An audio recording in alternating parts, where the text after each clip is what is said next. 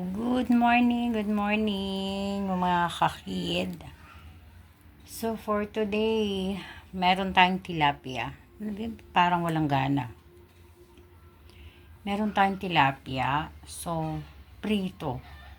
Prito na naman ang mangyayari sa tilapia ko. Pero, mayroon akong repolyo. Mamaya igigisa ko sa hindi ko pa alam kung ano. Then, yung isang tilapia yun, nilagyan ko ng ganon, kamyas. Wala akong kamatis, so magtiis siya dyan. Ganyan na lang siya. So, gagawin ko siya para sa akin. Ayaw nila kasi ng ganyan. So, sila prito lang. Ayan, ipiprito natin. And, ayun, may mga sili-sili doon. Ayan, may alamang. So, yung alamang, gigisahin ko ulit.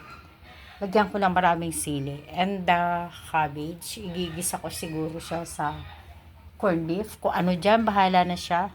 Yung mahagilap ko dyan. Okay?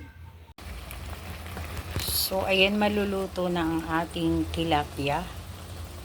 Diba? O, tilapia, isa lang. O, walang kamatis, pwede. Diba? Okay naman siya. Isa lang kasi para sa akin lang. Hindi rin sila kakain yan. Sa kalaprito. So, ayan, cute naman. Wala lang kamatis, pero may kamyas naman. So, okay na yan, diba? Pwedeng-pwede na lang pagtsagaan for our lunch. So, isusunod ko na ang prito ang tilapia. Magpiprito na tayo ng tilapia. Ayan. So, nandito pa yung dalawa. Ayan, yung lababo kong magulo. So, ayan. Okay na yan sa kanila. Kailangan lang tostado. So, makatapos yan, siguro, gigisa ko yung repolyo para may pandagdag sila. And the alamang. Yung alamang na from Nueva Ecija pa, hindi siya sira. Luto na siyang dinala and may baboy. So, gigisa ko siya ulit. Gagawin ko siyang super spicy. Para hindi siya para lalo siyang tumagal pala. Yan, ganon. Tapos lalagyan ko siya ng kamyas para hindi siya masira. Okay? So, igigisa na natin ang ating alamang. Yung alamang natin na dati ng luto. Yan.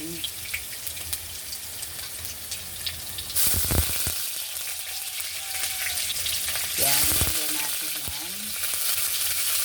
And, hindi ko alam anong uunahin ko rin itong ilagay. Siguro kamyas. Lalagyan ko ng kamyas. Ganyan. Para may paasim-asim siyang unti.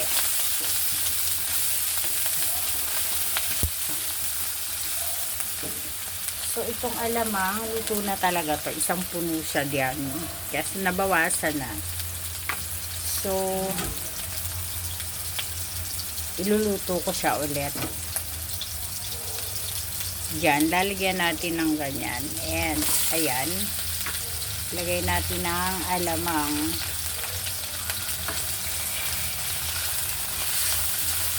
Diba? Alamang and the sili.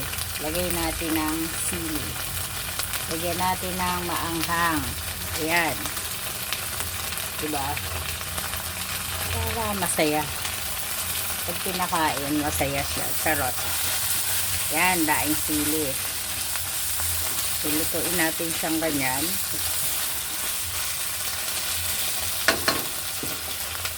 And lalagyan natin siya ng asukal. So, asukal. Ay, sorry. Nalikot siya. Lagyan natin siya ng sugar.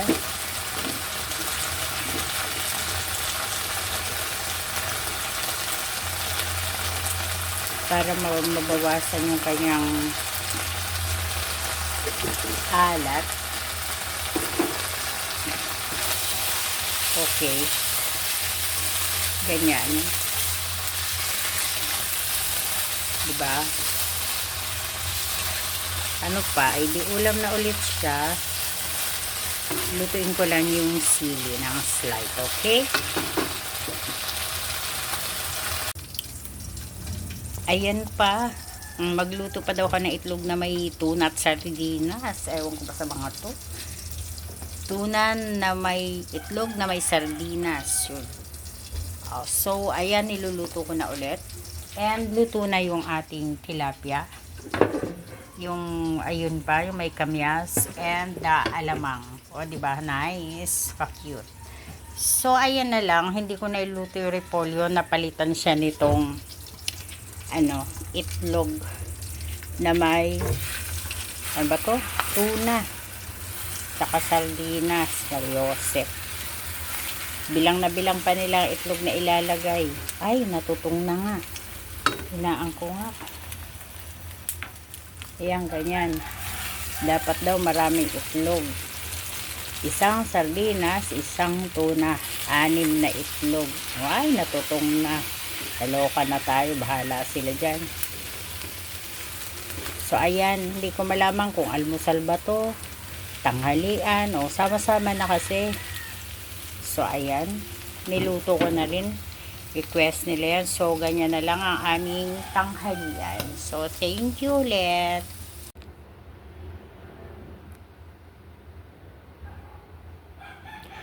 So, yan ang ating ulam for lunch. Yan. Ito. Tilapia.